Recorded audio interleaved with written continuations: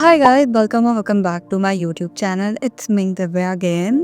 And if you are a student of 10th or 12th और आपके board exam आ रहे हैं, this video is for you. And if you are an average student like me, then please do watch this full video. It is gonna help you so much in your board exam.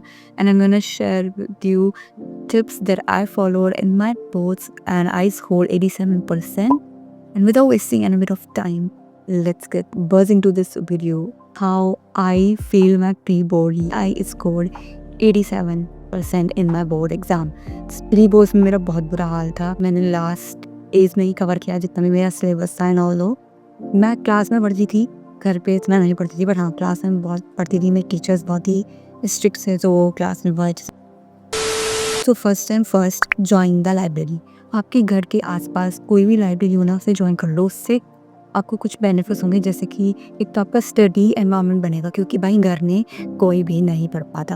या तो तुम phone निकाल के बैठ जाते हो, या laptop निकाल के बैठ जाते हो, या इधर उधर कुछ खाने पीने लग जाते हो. तो इससे अच्छा है कि लाइब्रेरी ज्वाइन कर लो, पूरा स्टडी एनवायरनमेंट रहेगा. मैं लाइब्रेरी में लगातार 5-5 घंटे भी पढ़ी हूँ, जस्ट बिकॉज मेरा एनवायरनमेंट ऐसा था. तो मेरे जो दोस्त हैं ना, वो टॉपर थे, उन्होंने भी ऐसे लाइब्रेरी ज्वाइन की हुई थी. तो मैं भी उनके साथ ही जाती थी लाइब्रेरी पढ़ने के लिए, जिससे मुझे काफ़ी ज़्यादा मोटिवेशन मिलती थी और मैं दिन में काफ़ी ज़्यादा चैप्टर्स कवर कर पाती थी उसकी वजह से. और एक शेड्यूल तुम्हारा बना रहता है कि तुम सुबह उठते हो और लाइब्रेरी जाते हो, फिर आते हो, समझ लो. तो लाइब्रेरी ज्वाइन कर लो, बहुत बेनिफिशियल होगा तुम्हारे लिए इस टाइम पे. ठीक है, ट्रस्ट मी व्हेन आई से दिस, तुम्हें पढ़ने का मन करेगा. So please join the library.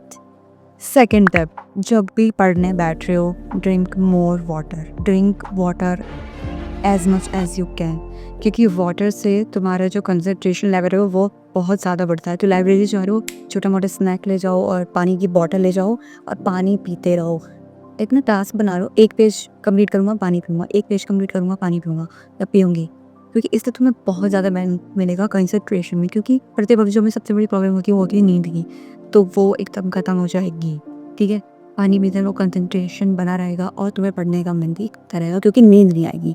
ठीक है, तो सबसे बड़ी जो चीज़ है, पानी पीते रहो, अच्छी डाइट लो, अच्छे से स्लीप लो.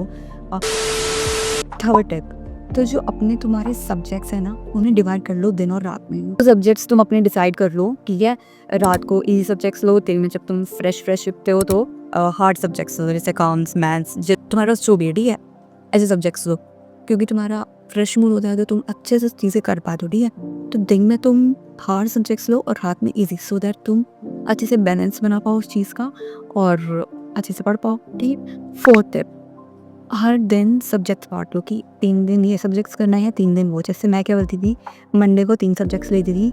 अभी तुम्हारे पास टाइम है, तुम कर सकते हो. ठीक है, मंडे 3 सब्जेक्ट्स लो, बीएसटी और इकोनॉमिक्स, और यू कैन एंड उसके नेक्स्ट डे तुम ले सकते हो मैथ्स, इंग्लिश और तुम्हारा सब्जेक्ट्स है वो ले सकते हो. ठीक है, तो ये हर दिन 3 सब्जेक्ट्स लो, सबके इम्पॉर्टेंट क्वेश्चंस पढ़ो. ठीक है, तो जो बोर्ड्स में होता है ना, क्या होता है कि कितने सालों से हमारी एक ही बुक है. ठीक है, और ट्रस्ट मी व्हेन आई से दिस, हर बोर्ड के पेपर में ऑलमोस्ट वही क्वेश्चंस आते हैं. बस डिफरेंस ये होता है कि वो थोड़ा ना ऐसे घुमा फिरा के दे देते हैं, जैसे कि who is Ram, Ram is old fun से.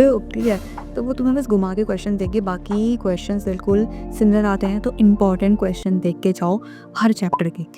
पहले हर चैप्टर के इम्पॉर्टेंट क्वेश्चन देख लो, इकोनॉमिक्स, बीएसटी, इंग्लिश. ठीक है, और उसके बाद जब तुम्हारे एग्ज़ाम्स आ रहे होंगे ना, तब क्या करना कि जैसे एक दिन बचेगा, तुम क्या करना कि गूगल पे या यूट्यूब पे तुम्हें मिल जाएगा important questions of BST for board exam. तो तुम्हें सारे क्वेश्चन दिख जाएंगे, उन्हें रट लो भाई, मैं दिमाग में डालो. मैंने क्या किया था कि जितने भी मेरे एग्ज़ाम्स के बीच में गैप होता था ना, मैं उनमें सारे इंपॉर्टेंट क्वेश्चंस पढ़ के जाती थी. And trust me, 80% question same वही आते थे. ठीक है, अब ऐसा भी नहीं है कि सिर्फ उन्हें करके जा रहे हो. ठीक है, अभी तुम्हारे पास टाइम है, जैसे चैप्टर्स को रीड करो, इंपॉर्टेंट क्वेश्चंस पूछो टीचर से. तो भी टीचर्स को इतने सालों का एक्सपीरियंस होता है, सो दे कैन टेल यू कि क्या पढ़ना चाहिए और क्या नहीं. अपने टॉपर दोस्तों से एडवाइस ले लो. मैं भी वही करती थी, मेरे को तो खुद मेरे दोस्तों ने मुझे पढ़ाया है, लेजिटली उन्होंने मेरे को पढ़ाया. वो मैं क्या करती थी, मैं ट्यूशन जाती थी, उसके बाद में उसके घर जाती थी और मेरे को अकाउंट के चैप्टर्स कराती थी भाई, बैठ के ना एकदम. तो अगर तुम्हारे ऐसे दोस्त हैं, सो वेल एंड गुड. अगर नहीं है तो भाई यूट्यूब का सहारा लो और भाई कर लोगे तुम लोग. ठीक है, तो इट्स जस्ट कि इंपॉर्टेंट क्वेश्चन देख के जाना बहुत इंपॉर्टेंट है, क्योंकि हर साल वही चीज़ें आती हैं, कुछ नया नहीं आता है ज़्यादा, ठीक है। तो इंपॉर्टेंट क्वेश्चन देख के ना 80% हमारी प्रॉब्लम सॉल्व हो जाएगी। To be focus on NCERT books only. T Sharma, ये शर्मा, वो शर्मा, लास्ट मोमेंट पे तुम्हें मदद नहीं करी अगर तुमने पूरी साल कुछ नहीं पढ़ा। NCERT पे फोकस करो, ज़्यादा क्वेश्चंस वहीं से आते हैं, क्योंकि बोर्ड्स के पेपर लाखों बच्चे दे रहे होते हैं और उन पे बहुत प्रेशर होता है CBSE वालों पे। ऑलमोस्ट सभी को पास करना होता है। So make sure to read all the NCERT books rather than reading some extra और additional books. Okay, next step would be stay positive and avoid exam fear.